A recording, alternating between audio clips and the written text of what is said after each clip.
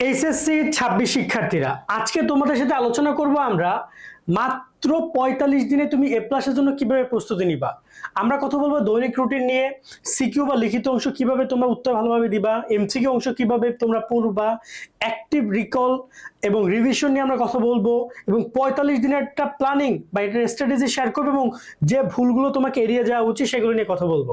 মানে ভিডিওটা অনেক ইম্পর্টেন্ট হতে যাচ্ছে আমাদের পয়েন্ট অফ ভিউ থেকে। আমি মনে করি যারা দেখবা তাদের কোনো সময় নষ্ট হবে না ইনশাল্লাহ। তো চলো আমরা মূল টপিকে যাবো। তবে যারা এখন আমাদের YouTube channel, Facebook page subscribe, follow করে আমাদের সাথে কানেক্টেড থাকবা। প্রথমে আমরা কথা বলি সবচেয়ে গুরুত্বপূর্ণ যে পার্ট, সেটা হচ্ছে তোমাকে একটা আদর্শ রুটিন তৈরি করতে হবে। এখন আদর্শ রুটিন কি? দেখো, আগে তুমি তোমার সময়টা বোঝো। 6 থেকে 8 ঘন্টা মিনিমাম তোমাকে পড়তে হবে। তোমরা কি জানো একটা 8-8-8 একটা রুলস ছিল, সেটা কি বলতো? 8 ঘন্টা তুমি ঘুমাও, 8 ঘন্টা তুমি তোমার খাওয়া দাওয়া এবং তোমার দৈনন্দিন আরো টুকটাক যে কাজকর্ম, কোথাও যাওয়া আসা যা আছে সেটা করো, এবং বাকি 8 ঘন্টা তুমি তোমার নিজের কাজে মনোযোগী হও। যে কাজটা রাইট নাও তোমার এক্সাম, সেটা যদি কোনো সময় কোনো জব করছো তখন তুমি জব করো, তুমি যদি কোনো বিজনেস করছো তখন তুমি বিজনেস করো 8 ঘন্টা। বাট রাইট নাও এই 8 ঘন্টা তোমার পুরোপুরিভাবে ফোকাসড হইতে হবে একটা এক্সাম কললি রুটিনে। এখন এই জায়গায় এই রুটিনটা চাইলে যদি তোমার পড়াশোনার চাপ বেশি থাকে, তাহলে এই যে তোমার যে, আমি আবারও বুঝাই বলি, এই যে ঘুম, এই যে ঘুমের যে 8 ঘন্টা, এটাতে তোমার হাত দেওয়া যাবে না, এটা একদম জায়গা মতো রেখে দাও। এইখানে যে 8 ঘন্টা থাকে না, ট্রাই করো এই 8 ঘন্টা যেটা তোমার খাওয়া দাওয়া নামাজ গোসলে থাকে, ওইখান থেকে কমিয়ে এইখানে 10 ঘন্টা রাখার জন্য, যদি তোমার পড়াশোনার চাপ বেশি থাকে। এখান থেকে লাগলে তুমি এখানে 12 ঘন্টা নাও। মূল কথা হচ্ছে এই 8 ঘন্টার উপরে তুমি তোমার রুটিনটা রাখার ট্রাই করবা, ওকে? আর দৈনিক রুটিনের ক্ষেত্রে সকাল তুমি কঠিন বিষয়গুলো পড়ো, ম্যাথ, ফিজিক্স, অ্যাকাউন্টিং এর মতো বিষয় করে, কারণ সকালে ব্রেন ফ্রেশ থাকে। ফ্রেশ বলতে কি বোঝায়? দেখো, আমরা সারা রাত ঘুমাই, যখন আমরা ঘুম থেকে উঠি তখন খুব দ্রুত যাই পড়ছি তাই মুখস্থ হয়ে যাবে। এটা একটা সবচেয়ে ম্যাজিক্যাল একটা ব্যাপার। তো এই জিনিসটা তোমরা কাজে লাগাইতে পারো, কঠিন বিষয়গুলো তখন তুমি পড়ে ফেলবা। দুপুরবেলা যেহেতু তোমার খুব রেস্ট একটা টাইম, এই টাইমে তুমি এইচএসসি 26 শিক্ষার্থীরা, তোমরা যারা ঘরে বসে বাংলা, ইংরেজি এবং আইসিটি বিষয়ে পূর্ণাঙ্গ প্রস্তুতি নিতে চাও, এ প্লাস পেতে চাও, তাদের জন্য চলে এসেছে নাইট 24 থেকে পূর্ণাঙ্গ 3-in-1 প্যাকেজ কোর্স। এই কোর্স প্রাইস মাত্র 1050 টাকা। তোমরা চাইলে এই কোর্সে জয়েন হয়ে তোমাদের এই যে 3টি বিষয়ের পূর্ণাঙ্গ প্রস্তুতি নিতে পারো। যারা খুবই টেনশনে আছো, কি পড়বা বাংলা, কি পড়বা ইংরেজি, কি পড়বা আইসিটি, তাদের জন্য একটি পরিপূর্ণ কোর্স হতে যাচ্ছে। কোর্সের লিঙ্ক ডিসক্রিপশন এবং কমেন্টে দিয়ে দেওয়া রইল, সেখানে জয়েন করে এখনই কোর্সটি কিনে নাও, বা তাদের এই হেল্পলাইন নাম্বারে যোগাযোগ করে তোমাদের আর কোনো প্রশ্ন থাকলে সেগুলো জিজ্ঞেস করে কোর্সে জয়েন হতে পারো। থিওরিক্যাল সাবজেক্টগুলো পরে আইসিটি, বায়োলজি, বাংলা, মানে কি রকমের থিওরিক্যাল সাবজেক্ট যেগুলো তোমার একটু দেখার সময় নিয়ে পড়তে হচ্ছে, একটু বুঝে পড়তে হচ্ছে, অথবা দেখা যায় একটু ভেবেচিন্তে পড়তে হচ্ছে, সেই জিনিসগুলো পড়তে পারো, যেগুলো খুব বেশি প্যারা দিবে না তোমাকে। এবং রাত্রেবেলাটাতে তুমি এমসিকিউ, রিভিশন, রাইটিং প্র্যাকটিসগুলো রাখতে পারো। বিশেষ করে লেখালেখি তোমরা রাতে রাখতে পারো, এমনকি এমসিকিউ কিন্তু তুমি চাইলে দুপুরেও পড়তে পারো। এমসিকিউ দুপুরেও তুমি রাখতে পারো যদি তোমার কাছে মনে হয়, বা দুপুর বা বিকেল টাইমে, দুপুর বলতে বিকেল পর্যন্ত বুঝে বা সন্ধ্যা পর্যন্ত বুঝে। রাতে বেশিরভাগ রাইটিং প্র্যাকটিসগুলো রাখবা, যেগুলো বেশি লেখালেখির প্র্যাকটিস আছে, প্রচুর লিখতে হচ্ছে, কারণ তুমি সারাদিন অলরেডি অনেক পড়াশোনা করে ক্লান্ত। তো রাত্রেবেলা প্রচুর তুমি পড়তে পারবে না, বা ডাক দিয়ে পড়া বা বারবার মুখস্থ করা একটু কষ্ট হবে। তো তুমি রাত্রেবেলা প্র্যাকটিস করতে পারো, ওই পারপাসে রাইটিং প্র্যাকটিসটা বেশি লিখতে হবে। লেখার পয়েন্টটা অনেক শিক্ষার্থী সারাদিন খালি থেকে পড়ে, ভাই পরীক্ষায় তো তোমাকে জিজ্ঞেস করবে না মুখস্থ, তোমাকে লিখতে বলবে। সো লেখার প্রতি ফোকাস দিতে হবে। তো একটা কন্টেন্টে তুমি দৈনিক রুটিন তৈরি করো। রুটিনে যদি তোমাদেরকে আমি আরেকটা পয়েন্ট ক্লিয়ার করি, তোমরা রুটিনে সবসময়ের জন্য খেয়াল করবা যে রুটিনে তোমার রুটিন তোমার মধ্যে হইতে হবে। তো রুটিনে যেটা করবা, ধরো যে এই তোমার রুটিন, ওকে, তুমি এরকম একটা রুটিন করছো, তোমার টার্গেট রাখবা 6টা থেকে 8টা পর্যন্ত তুমি কোনো একটা নির্দিষ্ট সাবজেক্ট পড়বা, আবার সেম 8টা থেকে 10টা পর্যন্ত পড়বা, মাঝখানে 5 মিনিট ব্রেক দিবা। মাঝখানে ধরো যে এই যে তোমার এখানে কয় ঘন্টা গেল, দেখো এখানে গেল 2 ঘন্টা, এখানে গেল 2 ঘন্টা, 4 ঘন্টা সকালে হয়ে গেল। তুমি বিকালবেলা আসো, বিকালবেলা আবার ধরে নাও যে 10টা থেকে 1টা পর্যন্ত তুমি তোমার কাজগুলো করলা, আবার 1টা থেকে তুমি 3টা পর্যন্ত তুমি কি করলা, ধরে নাও তুমি ঘুমাইলা, অনেস্টলি তুমি এই টাইমে ঘুম দিলা। আবার ধরে নাও তোমার তাহলে কি হলো, 3টা থেকে 6টা পর্যন্ত, এখানে প্রায় 3 ঘন্টা। এই 3 ঘন্টা তুমি আবার টাইম দাও পড়ার টেবিলে। আবার দেখা যায় যে 6টা থেকে তোমার এখানে থাকে প্রায় 9টা পর্যন্ত, এখানে আরো 3 ঘন্টা তুমি পড়ো। তো এখানে গেল 4, এখানে 3, 6, মানে 10 ঘন্টা কিন্তু তোমার এইভাবেই পড়া হয়ে যায়। মাঝখানে আবার যে তোমার 9টার পরে আসে, 9টা থেকে 11টা পর্যন্ত এই টাইমটা তুমি রিভিশন দাও, এখানে 2 ঘন্টা তুমি কি করো, রিভিশন দাও। এইরকম 12 ঘন্টা রুটিন কিন্তু তুমি চাইলে তুমি বানায় ফেলতে ঘুমাতে পারো, এবং 11টায় ঘুমাতে যাও, আবার পরের দিন 6টা ওঠে, মাঝখানে নামাজ টামাজ যা যা আছে, মাঝখানে 5 মিনিটে ব্রেক নাও, 10 মিনিট ব্রেক নাও। ব্রেক মানে এই না যে আবার মোবাইল নিয়ে গুতাগুতি শুরু করবা, সেটা করা যাবে না। ওকে, পরবর্তী নিয়ে আমরা কথা বলি যদি, সেটা হচ্ছে যে সিকিউ উত্তর লেখাটা বা উত্তরটা বুঝতে হবে। দেখো তুমি সিকিউ বলতে আমরা কি বুঝি, সিকিউ মানে সৃজনশীল পড়বা বা লিখবা। এখন আলটিমেটলি তোমার পরীক্ষার সময় লিখতে হবে, পড়লে হবে না। তাই পড়বা এমন ভাবে যে আমি এভাবে লিখতে চাই, সেভাবে তুমি পড়বা। পরেরটা বুঝছো? মানে তোমার মাথায় এখনই ঢুকাই নাও যে আমি একটা অ্যান্সার লিখবো, তাহলে সেটা লিখবো আমি কিভাবে, সেটা লেখার জন্য আমার কি কি দরকার, সেটা আমি পড়বো। কারণ তুমি শুধু মুখস্থ পড়ে গেলে হবে না, তাই আগে তোমাকে সিকিউটা পড়া বুঝতে হবে। যখন তুমি একটা অধ্যায় পড়বা, আমি যে 45 দিনে যে প্ল্যানিংটা শেয়ার করবো সেখানে আমরা ক্লিয়ার করবো, বাট এটা সিকিউ পড়ার ক্ষেত্রে ট্রাই করবা ওই অধ্যায়ের এখানে সিকিউগুলো একসাথে কমপ্লিট করার জন্য। আচ্ছা, এখানে সিকিউর ব্যাপারে একটু ভুল আছে, ওকে আমরা যদি দেখি এমসিকিউটা, ওকে এখানে সিকিউর ব্যাপারটা একটু ভুল আছে, আমি সিকিউর এখানে ক্লিয়ার করে দিই তোমাদেরকে। ওকে ওয়েট করো। সো এখানে তোমরা ট্রাই করবা সিকিউর উত্তরগুলো কি করবা, মানে এখানে যে ক আছে, ক যেটা 1 মার্কে থাকে ওটা জ্ঞানমূলক, ওটা নর্মালি পড়ছো তোমরা, তোমাদের কোনো কষ্ট নাই।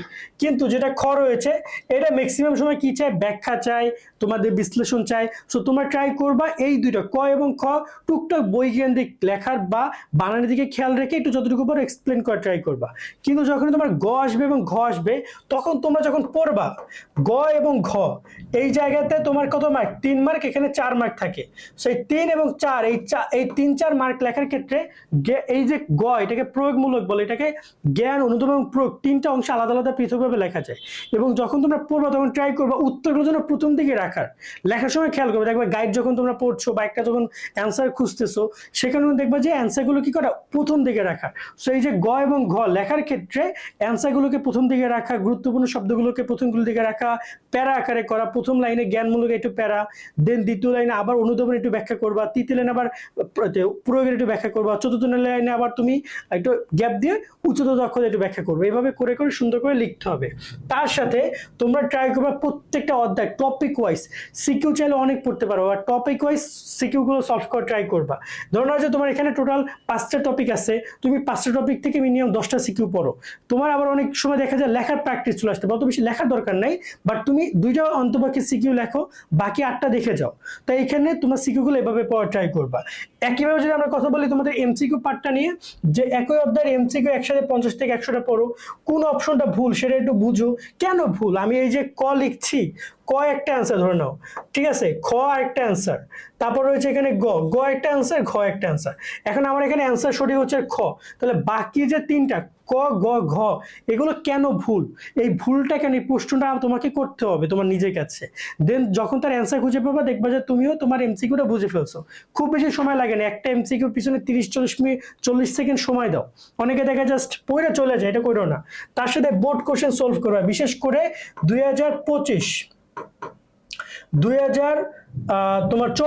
এই বোর্ডগুলো অফকোর্স তোমরা সলভ করে যাবে, এগুলো তোমাদের জন্য গুরুত্বপূর্ণ।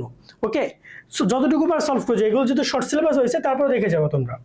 তারপর যদি কথা বলি তোমাদের একটা গুরুত্বপূর্ণ পার্ট, সেটা হচ্ছে রিকলের ক্ষেত্রে কি, দেখো আমরা যেটা করি, আমরা এটা করিই না, কেউ ম্যাক্সিমাম স্টুডেন্ট করি না, বাট এটা করা উচিত আমাদের, যে শুধু পড়লে হবে না, বই বন্ধ করে নিজেকে প্রশ্ন করো এই সূত্রটা কি, সূত্র বা যে কোনো কিছু, বা এই অধ্যায়ের মূল টপিকটা কি ছিল, এই প্রশ্ন এলে কি লিখবো, মানে তুমি একটু ভাবো, চোখ বন্ধ করো, আমি এতক্ষণ যে পড়লাম একটা প্যারাগ্রাফ পড়লাম, আসলে আমি কতটুকু পারছি, দেখি তো আমি পারি কিনা। এতক্ষণ আমি একটা সৃজনশীল পড়লাম এই অধ্যায়ে, আচ্ছা দেখি র্যান্ডমলি আমি চিন্তা করি যে এতক্ষণ আসলে এটা কি কি ছিল, ঠিক আছে। এভাবে তোমাকে ভাবতে হবে। দেখবা যখন তুমি যেটা লিখতে পারছো 10 লাইন, বা তুমি কিছুটা বলতে পারছো, তার মানে তুমি কিছু শিখেছো। দেখবা তুমি কিছু যেটা শেখো না, তার মানে কি তুমি পড়ে গেছো, তোমার মাথার মধ্যে অন্য কিছু ঘুরতেছে, এবারে পড়ার কাজ পড়া হয়েছে, কিন্তু আলটিমেটলি তোমার কোনো কিছু মনেই নাই। যখন তুমি এরকম ব্রেনকে প্রেশার দিবা যে তুমি কি শিখেছো, কি জেনেছো, সেটা তুমি একবার নিজেকে অ্যাক্স করবা, তখন তার ফলাফলটা তুমি জানতে পারবা। এখন তোমার তো দায়িত্ব না শুধু সারাদিন শুধু রিডিং পড়া বা শুধু পড়ে যাওয়া, তোমার দায়িত্ব হচ্ছে মনে রাখা এবং সেটা পরীক্ষার হলে সেটার ফিডব্যাকটা দেওয়া।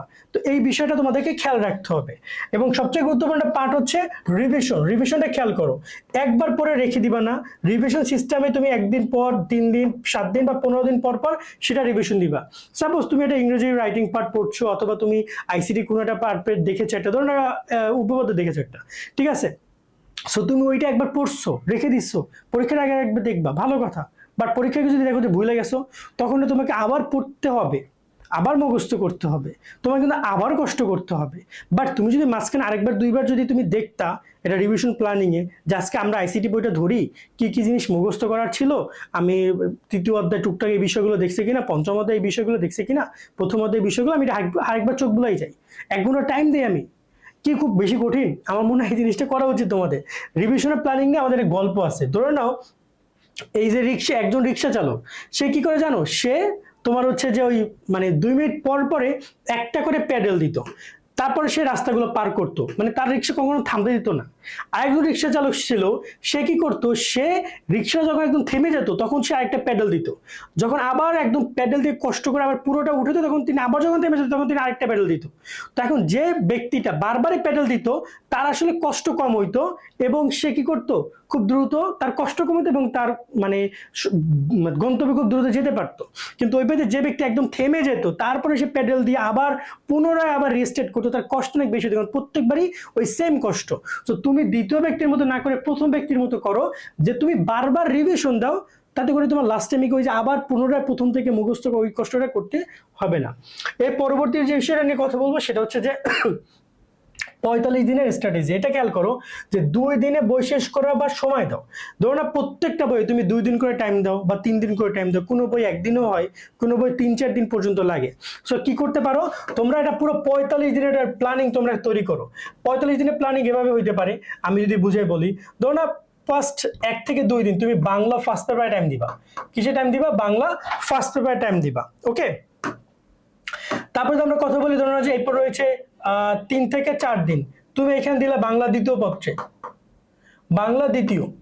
এরপরে তুমি ধরো না যে 4 থেকে 6 দিন বা সরি 5 থেকে 6 দিন এটা যা আছে এখানে তুমি আইসিটিতে টাইম দিলা।